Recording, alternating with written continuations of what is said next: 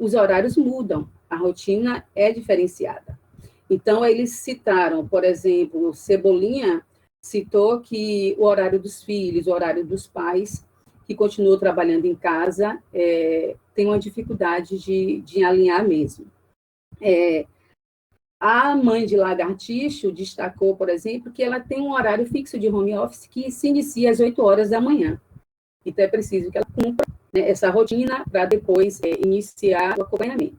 Então, a gente observa que tem um aspecto que entra em choque, que é a rotina mesmo da criança na escola. Então, se a criança, por exemplo, no caso da mãe de Lagartixo, estudava pela manhã, essa rotina do horário dele terá que ser alterada por conta de se adaptar à rotina do trabalho da mãe. Uma coisa que a mãe de Joaquim, né, que está na Alemanha, disse, é que uma coisa desafiadora e até uma certa dificuldade é que a criatividade dos pais chega a um limite. A escola envia proposta bastante criativas, proposta que orienta, de certa forma, para que os pais acompanhem de maneira dinâmica e criativa, e aí ela traz essa observação, que a criatividade dos pais chega a um limite, e às vezes até a paciência. Ainda dessa primeira pergunta, o que tem mais desafiador na ação ou mediação das atividades, tem uma fala importante, que é da mãe de Cebolinha, que diz que uma preocupação e um desafio grande é conseguir um certo equilíbrio emocional, porque, além dessas demandas, né, da escola, do trabalho, todos os pais, ela acredita, devem estar emocionalmente envolvidos e preocupados com um problema muito sério que se instala, que é a própria família. Preocupação com sua família, preocupação com o ente que precisa sair para ir ao mercado e resolver alguma coisa fora de casa, preocupação com os familiares, né, com os pais mais idosos, com o mundo, é uma preocupação com o mundo, com a ansiedade. Então, não é uma situação muito tranquila de sentar ali para trabalhar ou para acompanhar a tarefa do filho sem pensar em tudo isso que está acontecendo. Isso fez com que a mãe de Cebolinha fizesse uma reflexão importante, que eu compartilho dessa reflexão também, que ela não criou uma expectativa de que a família ela precisa substituir a escola e dar conta de todas as tarefas da forma que seria se ele estivesse na escola. Mas é uma compreensão de que o que está acontecendo agora, né, nessa parceria de escola e família, é buscar minimizar o impacto para não ter interrupção desse processo de educação escolar presencial. Então, a ideia é essa, é minimizar esse impacto. A gente precisa refletir sobre isso para não criar até uma ansiedade e um movimento de querer dar conta de toda uma programação, de um programa. Eu acho que muitos de vocês que estão acompanhando as discussões referente a esse processo de tarefas que estão sendo produzidas pelos professores, que é tudo novidade para muitos deles também, e a mediação pelos pais. Houve, inclusive, um movimento, né, de acionar o Ministério Público, os pais e os professores contra algumas escolas que levam em consideração a necessidade de cumprir toda a programação prevista para este ano letivo. Então, assim, eu acho importante o que a de Cebolinha traz, para a gente também cuidar, né, deste lado da expectativa, da emoção, de como as coisas estão sendo feitas, porque a ideia de minimizar o impacto é uma ideia importante, e não de dar conta e resolver tudo como se estivesse em um contexto normal. A mãe de Cristiano Ronaldo, ela traz de que a dificuldade maior é o controle do tempo. Porque a rotina na escola, a criança tem uma rotina programada, que ela fica ali uma média de 4 horas, no caso de Cristiano Ronaldo, que tem 11 anos, uma média de 4 horas realizando aquelas atividades orientadas pela escola. Em casa, tem um mundo de estímulos, né? E até nesse contato com as atividades online, Cristiano Ronaldo ele se dispersa. Não só ele, mas as mães também sinalizaram isso. Se dispersa, quer acessar outros sites, ele quer entrar em outro vídeo, ele quer explorar mais para além daquela atividade, e que, de certa forma, é algo positivo para a gente pensar o que é que esse movimento está provocando nessas crianças, outros desejos, outras curiosidades. A Mãe de Urso Polar ratifica, né, este desafio, que é o desafio da criança não se dispersar, e eu acredito que a gente não pode ir nessa linha, né? A criança é ativa, ela é dinâmica, então ela não traz nem dificuldade, ela não está tendo dificuldade, nem a criança, e ela pontua um aspecto importante. Ali no vídeo, no caso dessa criança, ele tem acesso ao vídeo, não é uma aula, no caso dele, ele não tem ainda uma aula ao mesmo tempo, uma aula ao vivo. Tem um vídeo, né, que foi gravado, uma videoaula, e assiste como assiste um filme, como ele assiste desenho, como ele assiste um filme qualquer. E no momento que você está assistindo um filme ou um desenho, você faz suas paradas, você para, você levanta, você pode querer comer uma pipoca, pode querer sair daquele ambiente, pode querer pausar. Então, ela fala no sentido dessa concentração e da dispersão, que talvez nesse contexto seja diferente do que se estivesse em casa. Rose, é o meu tempo, viu? A mãe de Mestre Bubu trouxe uma questão que eu acho importante a gente pensar. Ela diz, não tenho muito o que fazer, não, no sentido de ajudar. Sabe, tenho minhas dificuldades em ensinar, não tenho uma maneira certa para ensinar. E aí a gente pensa nas possibilidades nos modos de acompanhamento dessas tarefas de cada família, de cada pai, de cada mãe. E a mãe de Mestre Bubu se situa como alguém que está preparada para este acompanhamento, porque a gente sabe que, eu tenho aprendido isso nesse diálogo, que a natureza dessas atividades são natureza outras, diferentes da que costumava vir para casa com uma tarefinha de casa, um dever de casa. Então, são atividades que atividades da competência de orientação pela escola e pelos professores, e que isso agora entra em casa, entra na família, entra para a participação dos pais. E aí a mãe de Mestre Bubu, ela situa isso para mim, dessa dificuldade que ela tem pelo próprio processo de aprendizagem dela, e ela confidencia não, porque não é segredo, ela coloca de que ela é diarista e que ela tem muitas outras demandas, então não está sendo um processo fácil, mas que ela tem se esforçado. A mãe de Urso Polar diz que está muito bem no processo de ensino-aprendizagem com ele, e a dificuldade, a gente já apontou aqui, mas é a organização mesmo dessa rotina do horário. E por fim, nesta primeira pergunta, a mãe de Pocoyo, que tem 3 anos, diz que não é difícil, né? Essa mediação ela não é difícil, mas ele perde a atenção muito fácil. Pocoyo tem 3 anos, ela é uma sensação de que ele fica marcando, né? Ele só foca quando é pintura e colagem, né? Muito próprio assim da idade dele, né? Ele se interessar por essas coisas mais lúdicas, mas quando é para cobrir letra, ela diz que ele tem muita preguiça. Então, a gente observa, no contexto desses desafios, uma diversidade de respostas, mas também muitas convergências, e que a gente precisa refletir. Então, quem é este pai e esta mãe que está em casa acompanhando? Todos têm a mesma possibilidade. As respostas que virão de casa são respostas que a escola terá que padronizar. Como é que a escola vai analisar essas respostas, essas informações que chegam a partir dessas tarefas que foram mediadas pelos pais? Mais adiante a gente retoma. E a gente percebe também que as escolas, né, algumas são particulares, outras são públicas, algumas de bem inicial, crianças com 3 anos, outros mais adiantados, já na 5ª série, 6º ano. Então, a diversidade da modalidade que vem da escola é muito grande. Então, alguns recebem listas de tarefas do livro, que são enviadas por e-mail e folhas avulsas, não tendo ainda videoaula. Então, chegando, e nesse contexto, foi a mãe de Joaquim, que está na Alemanha, quem trouxe essa informação. Então, a escola pública lá enviava lista de tarefas das páginas de livros para que a criança realizasse. A mãe de Cebolinha trouxe uma diversidade de dispositivos para a execução dessas tarefas, desde atividades enviadas pelo WhatsApp até encontros com videoconferência ao vivo e participação das crianças nessa videoconferência, diretamente de uma plataforma virtual de aprendizagem, videoconferência ao vivo 2 vezes por semana e outras 3 gravadas no ambiente virtual. Então, ela diz que era a escola tentando se reinventar. A escola tentando se reinventar com toda essa diversidade. A escola de Cebolinha. A mãe de mestre Bubu trouxe um contexto bem diferente dessas duas.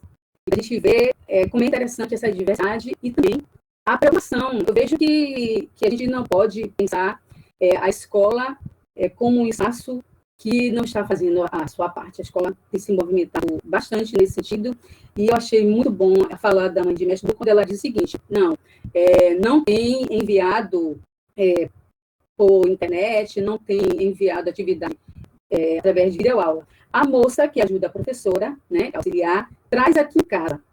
Então, é um movimento, um contexto de que a mãe de mestre Bubu, ela está em casa com seus filhos pequenos, outras mães devem estar enfrentando isso também, e a professora auxiliar leva as atividades em casa. Ela disse que já estamos na 4ª etapa, isso no dia que eu conversei com ela. Aí ela disse: estamos na 4ª etapa de atividade, e amanhã chega outra para a gente não ter que sair de casa. Ainda disse para mim: amanhã tiro foto para você ver, porque ela já levou as que fez para corrigir e vai trazer mais amanhã. Lá é bem organizado, a diretora é bem dedicada, ela ajuda as professoras. Então, mestre Bubu estuda, ele tem 4 anos numa escola municipal,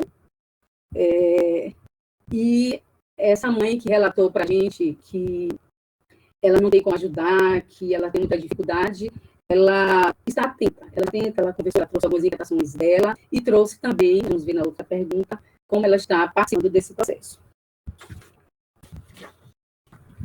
E aí, eu percebi na fala das mães algo que elas expressam do que sente falta da escola. E por trás do que sente falta, a gente percebe também a condição de escola que os pais, muitos agora, estão se dando conta. Não sei se eles tinham se dado conta disso antes, mas esse novo contexto provoca você pensar dessa escola. E aí a mãe de Joaquim disse que sente muita falta do espaço de socialização da escola. A escola como espaço de socialização. Ela diz que a escola é muito mais do que fazer dever. É aprender com o colega, com a coletividade, com o outro. Então, a mãe de Joaquim situa essa concepção e que a família tem sentido falta, porque a criança expressa isso também. A mãe Lagartixo diz que tem uma preocupação com o atraso da escola no envio das tarefas.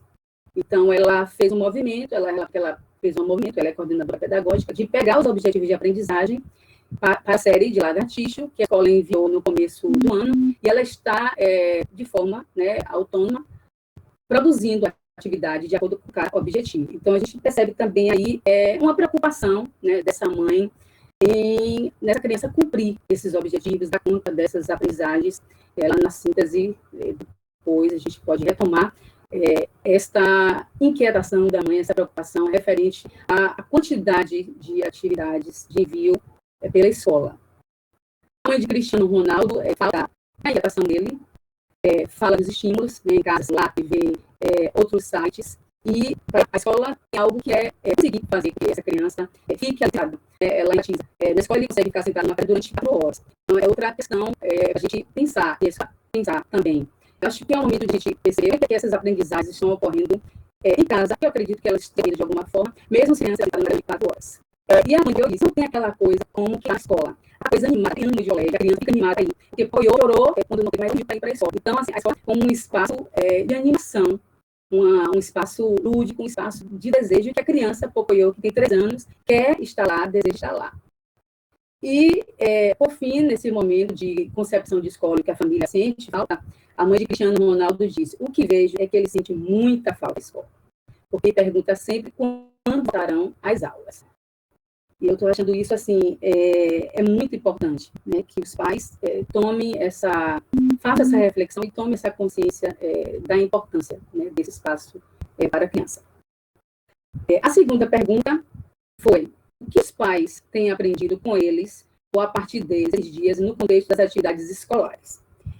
Sabemos que tem muita coisa a gente discutir nessa temática relacionada à ação das atividades escolares, os problemas que os pais estão enfrentando, os problemas que os professores estão enfrentando, e a escola também, porque é um desafio muito grande para todos esses agentes. Então, não está fácil para a escola, que precisa reinventar, não está fácil para os professores. Eu fiquei muito pensando, preocupada com os professores que se dão o direito de não querer a sua imagem, de ter dificuldade de falar ao vivo, de se expressar ao vivo. Tem gente que não gosta nem de tirar foto, quanto mais de aparecer em vídeo. Então, os professores estão precisando se reinventar. E as crianças também, né? E vamos falar desse contexto. Mas aqui, neste momento, eu fico muito focada também no positivo, que nós temos de bom nesse contexto. E aí, eu quero saber dos pais o que eles aprenderam, ou do próprio contexto, né, dessa mediação das tarefas, ou a partir das crianças. Então, a mãe de Joaquim disse que ela pôde enxergar que a escola ela permite, através das atividades, que a criança ela traga ideias, elas criem ideias. E aí ela observou Joaquim criando hipóteses durante as tarefas sobre números, sobre língua. E ela disse que ela percebia que são ideias que emergem durante as atividades na escola, porque ele vai fazendo as atividades e vai verbalizando e vai dizendo. Ela achou isso muito interessante. Então, ela aprendeu, né, sobre isso, tomou conhecimento sobre isso. Como eles vão construindo ideias, pensamentos, hipóteses durante as atividades, e ela viu isso em casa. Ainda a mãe de Joaquim disse que nunca tinha pensado na brincadeira de forma sistematizada. E aí percebeu que a rotina de brincar existe na escola de uma forma sistematizada e descobriu que brincar assim não faz parte da rotina dos pais, da família. Então, a brincadeira, que é um dos eixos fundamentais, um eixo básico, né, o eixo básico da infância e na educação infantil, esses pais, né, a mãe e o pai de Joaquim, perceberam e trouxeram isso, destacaram. A mãe de Cebolinha traz muitas aprendizagens. Uma que ela achou assim perfeita e com um conteúdo muito interessante é perceber como a escola é importante para o filho. E como é importante esse contato, porque, como eu disse para vocês, a escola de Cebolinha trouxe uma diversidade de dispositivos tecnológicos remotos. E um deles foi a aula por videoconferência, ao vivo, com participação da professora e com as crianças entrando. Então, a alegria de Cebolinha, ao ver a professora e ao ver os colegas, né, alunos, trouxe uma motivação muito grande. E aí, o aprendizado que ela teve foi como esse conteúdo é importante. Ela situa a socialização, a interação do filho com os colegas e com a mãe como conteúdo de importância proporcionado pela escola. Ainda, a mãe de Cebolinha disse que aprendeu sobre o processo de alfabetização dele, né, na interação com ele durante as atividades, ela foi percebendo como ele está avançando nesses aspectos. E a mãe de mestre Bubu disse que o momento que está junto com os filhos, né, embora o nosso foco foi mais mestre Bubu, mas ela tem outro filho, e ela trazia também, vez ou outra, no diálogo, ela disse que é um momento excelente, quando ela senta para ensinar os dois. A gente se diverte muito. Então, aquela mãe que disse que não tem muito o que ajudar, que ela tem dificuldade, ela relata agora como aprendizagem esse momento de diversão com eles durante a tarefa. E ela disse, tem assuntos que eu nem lembrava mais como é que fazia. Então, ela retomando mesmo a sua memória, as suas aprendizagens, a partir das aprendizagens dos filhos. E ela continua afirmando, porque não sou muito exemplar, são atividades de escola. A mãe de Lagartixo traz uma preocupação ainda com o processo que não pode ser interrompido. Uma preocupação com a quantidade de atividades e com o fato da escola não ter se adequado às orientações de forma mais célere. Então, ela comenta sobre isso e ela percebe que ele quer brincar, ele quer fazer o joguinho do celular, mas ela percebe também que ele está muito desenvolvido para a idade. Então, especificamente, ela mostra que ela não acompanha muito essas atividades que vinham da escola. Ela tem confiança na escola, ela acha que ele tem que ter o tempo dele, mas agora, com essa oportunidade de estar mais próximo, ela aprendeu como ele está, ela aprendeu a conhecer o processo dele, na verdade, foi isso. Então, ela disse, percebi o quanto ele está correspondendo aos objetivos do grupo dele, e isso me deixou muito feliz. A mãe de Cristiano Ronaldo, lembrando que nós estamos na segunda pergunta, né, das aprendizagens que a família teve, a partir da criança, a mãe de Cristiano Ronaldo disse que ela tem aprendido a mexer em aplicativos. Ela é da área de educação, é professora, e disse que tem aprendido a mexer em aplicativos que ela nem sabia que existia, que são ferramentas importantes. Então, esse movimento também, né, que os pais estão fazendo e conhecendo, porque a tecnologia digital, ela é um desafio para todo mundo, está sendo mais ainda agora para a escola, para os professores, para os pais e para as crianças. Porque às vezes a gente fica assim, mas todo mundo hoje tem um celular, basta ter celular, internet, está tudo ok. E sabemos que não é bem por aí, né? Então, cada dispositivo tem suas orientações, suas regras, suas normas, e a gente está aqui para aprender. Hoje mesmo, desde semana toda, eu e Rose, né, batendo cabeça para conseguir fazer esta live sem muitos problemas. E a mãe de Cristiano Ronaldo destaca isso, da alegria, né, dessa oportunidade de conhecer esses aplicativos e que ela já vai querer usar para realizar reuniões à distância no próprio trabalho e que tem aprendido muito a usar mais a criatividade nas tarefas, porque as tarefas que têm vindo para Cristiano Ronaldo são tarefas com bastante criatividade e ela começa a se inspirar nessas tarefas para ela também desenvolver. Por fim, nesse tópico, a mãe de Pocoyo, que tem 3 anos, diz que aprende muita coisa nova com ele e que ela está surpresa, porque ele está saindo muito bem e ele está bastante esperto nas letras e está conversando mais.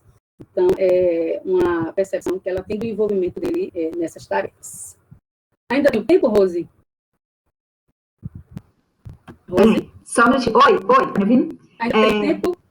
Todo tempo muda o riso. Assim, na verdade, já passou os preparos. Já. Mas eu já muito com o Rose, não, com uma outra dessa tecnologia. Eu perdi um pouquinho também, porque você apresenta seus colaboradores de pesquisa. Certo?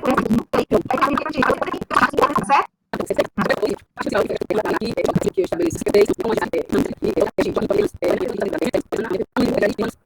a mãe de Lápis Games tem 4 anos, a mãe de Cristiano Ronaldo, ele tem 11 anos, mora em Salvador, a mãe é professora. A mãe de Urso Polar é pedagoga, a criança tem 7 anos e mora em Salvador. E a mãe de Pocoyo tem 3 anos, mora em Salvador, e a mãe é operadora de call center, para a gente recuperar aí os colaboradores.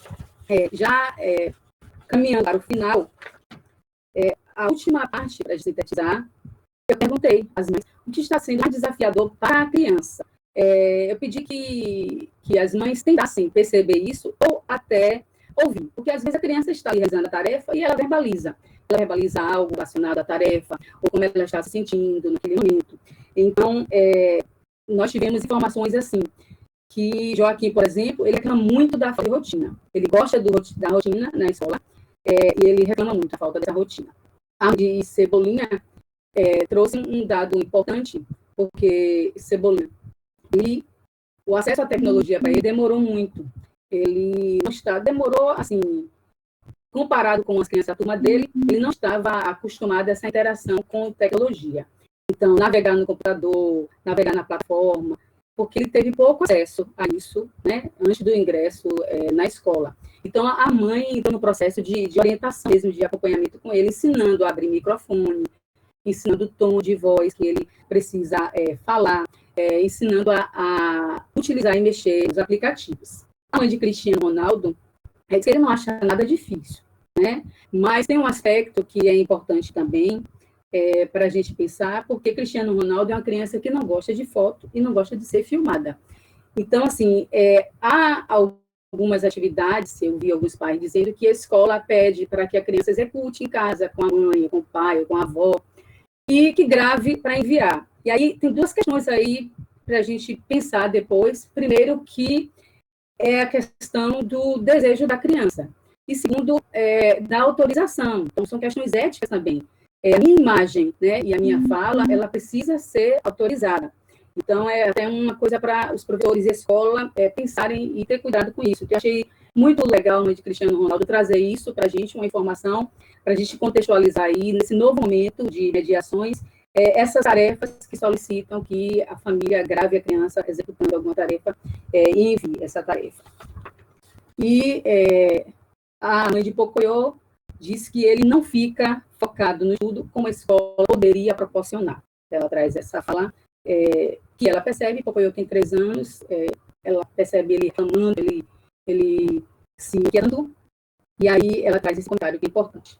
Bom, já finalizando, eu trago a partir, veja que eu estou trazendo sempre a partir da fala da família, porque para mim, nesse momento, é importante escutar a família. Isso está muito me motivando para pesquisar esse contexto, para pesquisar o que dizem os pais, o que dizem as crianças, o que diz a escola, e aí eu finalizo com algumas reflexões feitas por essas mães.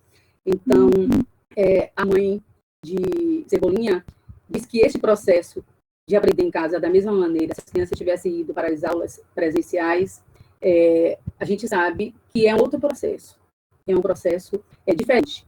Mas a gente precisa reconhecer que ambos, escolas e pais, com enorme desejo de acertar, de se comprometer com o processo de aprendizagem das crianças. Ainda que reconheçamos que ele não será o mesmo durante a pandemia. E ouso dizer, não será quando voltarmos também, pois seremos todos outros sujeitos. Então, tem muitas outras reflexões, mas eu não vou me estender. E eu trago alguns questionamentos que podem dar, quem sabe, um outro debate, uma outra live, para finalizar. Como serão os impactos na aprendizagem em decorrência dessa pandemia? Níveis nas sequências? Na possibilidade desse nível, será como muita interpretação da aprendizagem? Voltarão com a diversidade de conhecimento, modos não previstas, Então, agora eu vou fazer a seguinte dica. Eu vou te fazer a gente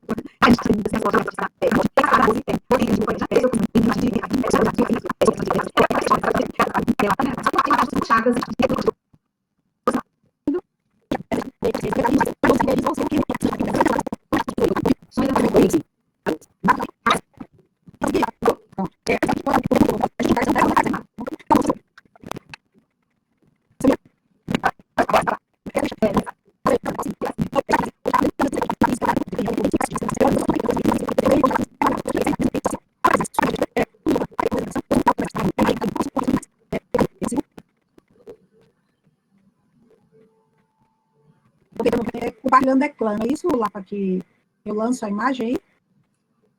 Você tem em cima, assim, nas opções. Pronto. Veja se você clicando aí, já compartilha, se eu preciso liberar aqui. Não, ele aparece. É igualzinho a forma que eu estou usando na faculdade, mesma coisa. Então, eu estou compartilhando aqui com você. Peraí, que você vai aparecer. Peraí, deixa eu... Tá aparecendo a minha imagem ou não? Peraí que eu vou ter que liberar aqui para você. Eu fico só com a fala, não tem problema nenhum. Essa fala, aprender. Aprender fácil. Hoje, eu já tenho domínio dela, mas no primeiro momento, onde fui apresentada como professora a uma plataforma que, em menos de uma semana, tinha que ter ela para todas as notas. Isso gerou uma certa... Porque a identidade digital e a imagem das externas, o aplicativo, é algo muito novo, muito importante de dominar e, junto com o da tecnologia, dar aula. Ao lado de dominar o aplicativo, eu também que dar conta do uso do tempo. O tempo na sala física, ele também, de uma forma leve, na aula virtual, remota, em primeiros momentos, nas primeiras, parecia que não passava. Então, a gente, ao falar, como já muita, né, participa muito, mais se fala individual, porque você é cansado de falar, de convidar, de trazer e falar. Então, primeiro eu tive que fazer é aprender a lidar com o movimento, aprender com o tempo e aprender com essa ausência na sala. Para apontar de aula, tem alguma forma, você tem tempo onde está mentalizar a presença. Essa penso que alguns têm a prática remota. Conectados podem estar avançando. E uma relação de alunos conectados, mas eu estou ali, tocando, discutindo, questionando. Você tem que fazer o que ele está e você de sedução. De forma de seduzir o aluno, no caso, do aluno apresentar o riso, com saber que o termo, sua função, e a veio em multifacetas do ensino remoto. A minha segunda faceta, aqui está dizendo compartilhar, ela tá.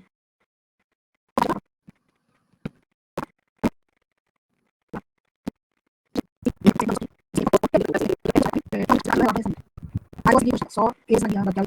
Vou pegar na minha tela ou a minha imagem?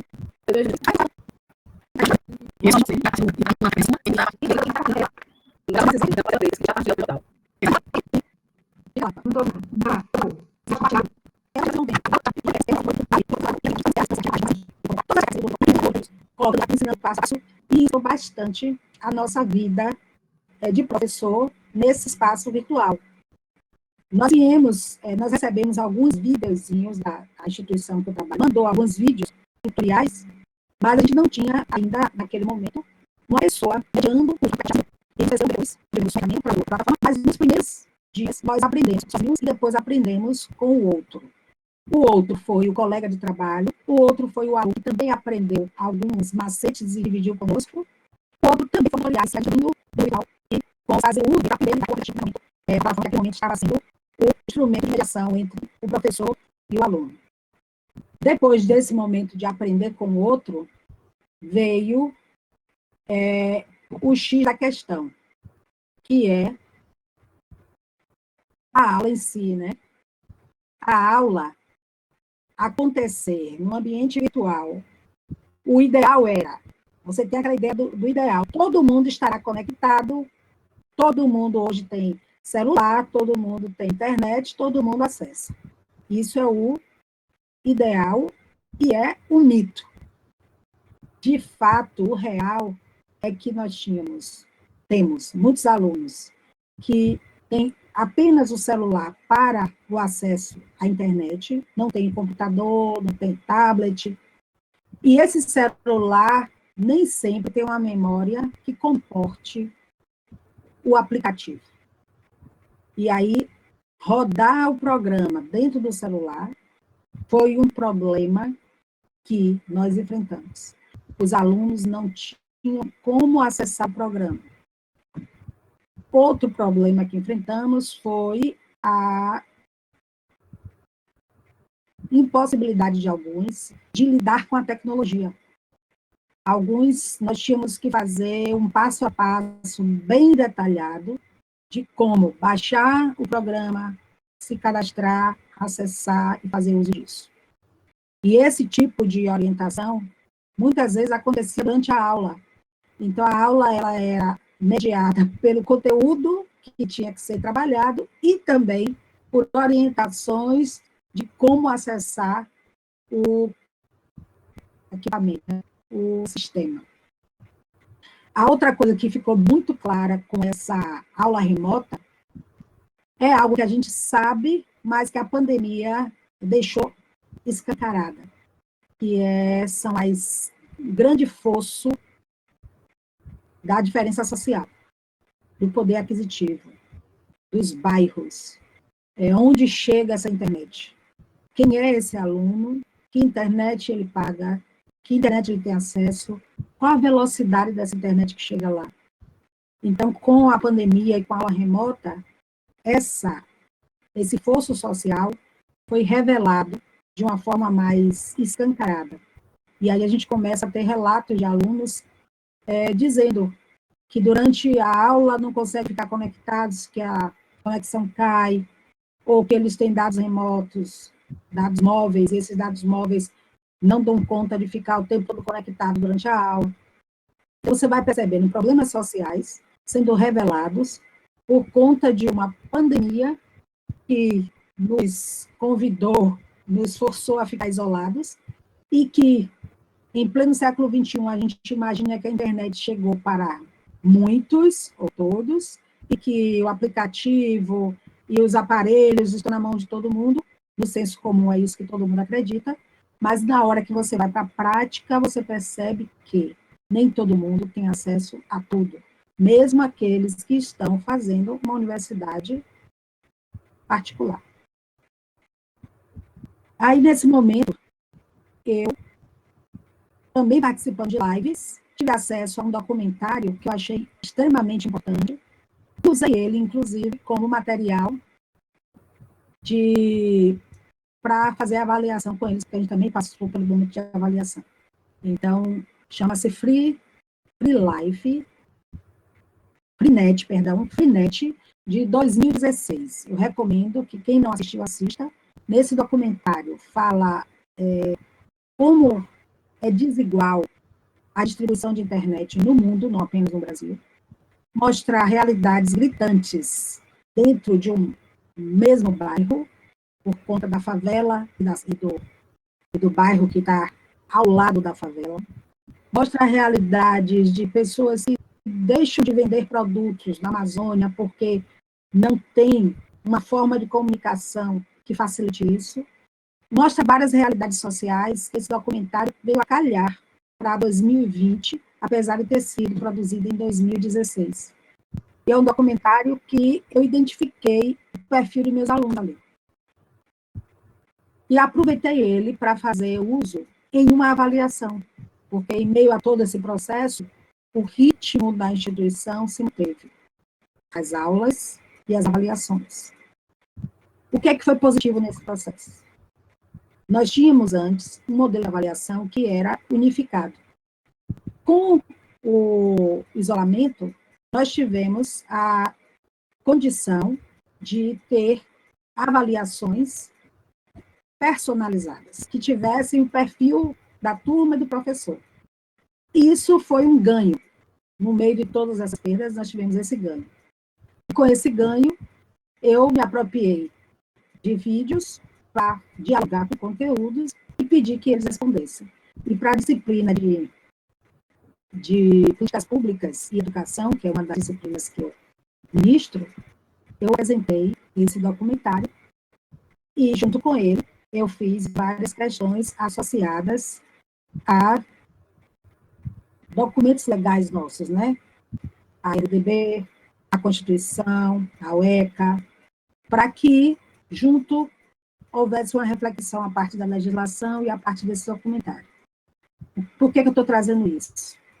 Porque durante esse processo de pandemia, eu não isolei a discussão do conteúdo.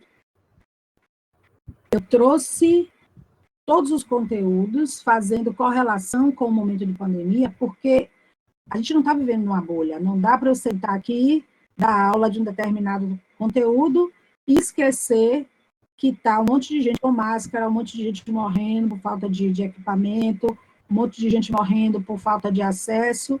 Eu não poderia isolar isso. Então, eu conseguia fazer de uma forma equilibrada, nos momentos possíveis, as discussões do conteúdo que eu estava apresentando, atrelado ao momento social que todos nós estamos vivendo. Então, nossa a terceira batalha era essa, era passar do ideal, que é todo mundo estar conectado, assistindo aula, para o real, que é a impossibilidade de muitos estarem conectados e estarem ali participando da aula. Depois disso, surge como a Fênix. Eu ressurjo como a Fênix porque a partir desses momentos de conflitos, de angústia, de dificuldades, porque vivi muitos, a gente começou a entender o mecanismo. Como lidar com esse distanciamento físico, dando aulas remotas para pessoas que têm 1000 situações singulares, pessoas que estão com seus filhos em casa, fazendo a mediação das aulas, como o Riso apresentou aí, pessoas que também mantinham seu vínculo de trabalho, porque não foram dispensadas, trabalham nos trabalhos essenciais, continuaram trabalhando, pessoas que foram dispensadas do trabalho, porque com a pandemia não foram mais, a empresa não manteve eles vinculados, e esses problemas eram trazidos para a aula. Então, junto com a limitação tecnológica, a limitação de acesso, tinham também os problemas pessoais sendo apresentados durante as aulas. E eu, como professora, tendo que lidar com essas questões todas e mediar as situações. No meio de toda essa confusão, eu fui criando estratégias. E quando eu comecei a criar as estratégias, as que mais deram certo foi introduzir a arte. Então, a partir daquele momento, as minhas aulas ficaram mais leves para mim, mais leves para eles, e a participação deles também passou a ser mais efetiva. Então, independente do componente curricular que eu esteja ministrando, eu busco intercalar os conteúdos com poesias, com histórias, com músicas, com mini-vídeos, e todas essas coisas vão acontecendo com a discussão deles. E Depois disso, os relatos são que a aula ficou mais leve, que eles estão gostando, que já estão esperando a próxima aula, e a participação deles vai ficando mais efetiva, introduzindo outros elementos que não apenas o conteúdo. E aí, para esse momento, eu trago o meu querido Paulo Freire, que ele diz que ninguém educa ninguém educa a si mesmo, os homens se educam entre si, mediados pelo mundo. E foi realmente com essa concepção de todos se educam que eu fui percebendo que eu fui aprendendo com os alunos a lidar com os tempos de cada um, aprendendo a lidar com o meu tempo, aprendendo a lidar com o equipamento, com esse momento remoto, e fazer com que essas aulas não sejam algo a mais a pesar nos ombros dos alunos, mas que seja algo que dê prazer, que valha a pena, que seja bom estar aqui.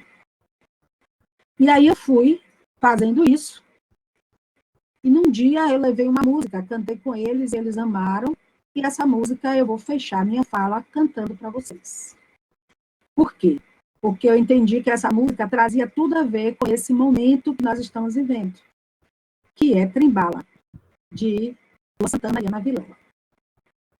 Não é sobre ter todas as pessoas do mundo para si, é saber quem alugará o benzela por ti, é sobre que na cabeça está na própria voz, é sobre lá na joia de vida, é sobre mais, é esse sentido, o universo vai comigo a sonhar, então vai ter nada dessa que mais será que dá, no final você que vai brincar, para fazer, e que nós estamos no momento de necessidade de orar muito, de pesquisa, que afetam os sujeitos que estão na docência e que estão na docência também. Prazer estar aqui e finalizo com tchau.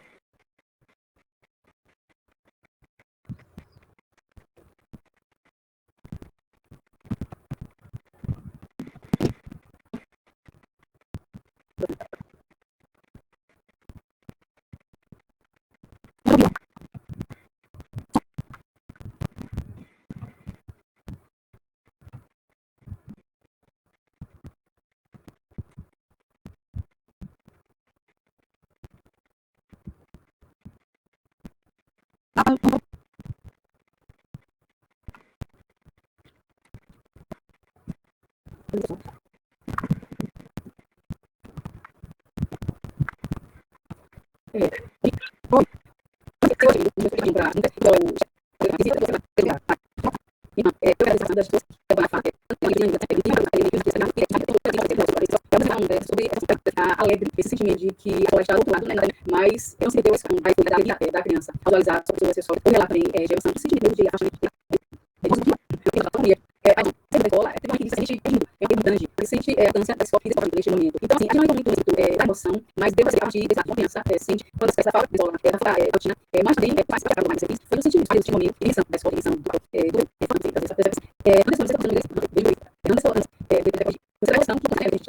criança, essa questão importante, que as plataformas, as plataformas familiares, elas pertencem a essas organizações. Então, quais são os cuidados relacionados à capacidade do que passa a pertencer, né, a essas organizações, ou está publicado nessas plataformas proprietárias, que aí vai mesmo da autorização da ED. É muito bom a gente retomar essa questão. Então, é Anderson mesmo, né? Obrigada.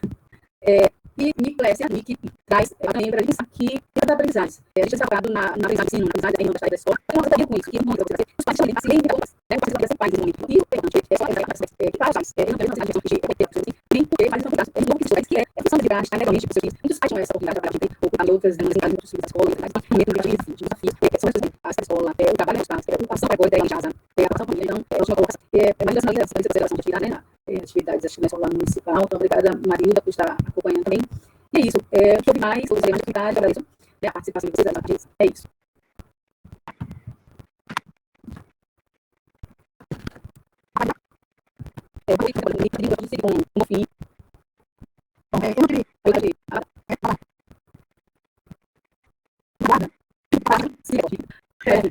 Eu não recebi nenhuma pergunta, não. Na verdade, a curiosidade sobre o comentário, já botei o link no chat para quiser acessar. É comigo, assim, sentado no sofá. É mais de 1h30, 90 minutos de documentário.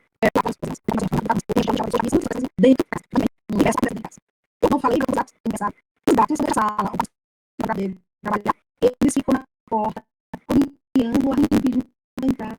E aí, eu penso que eu abrir, deixá-los entrar, e essa roda fica lá. Eu falei, essa santa, cara, não sei o que a gente tem que saber. Essa casa aqui, ela gosta disso. Aqui, dela barriga, risomente. E meio quando for isso, que matéria você precisa? Que lógica é essa de escola remota para crianças? É um questionamento que eu acho que isso deve fundar na pesquisa dela. No caso, no município de Salvador, com base na referência da rede, mas no município do Brasil,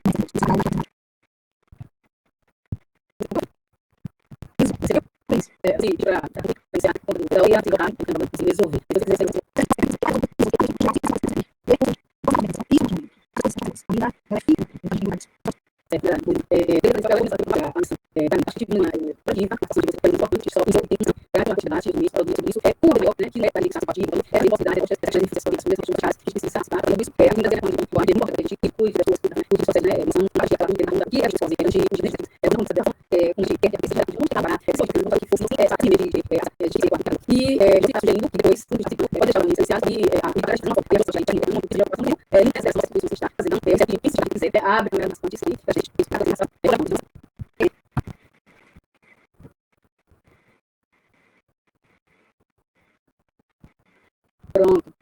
Até o pronto? Valeu. Foto. Não consegui.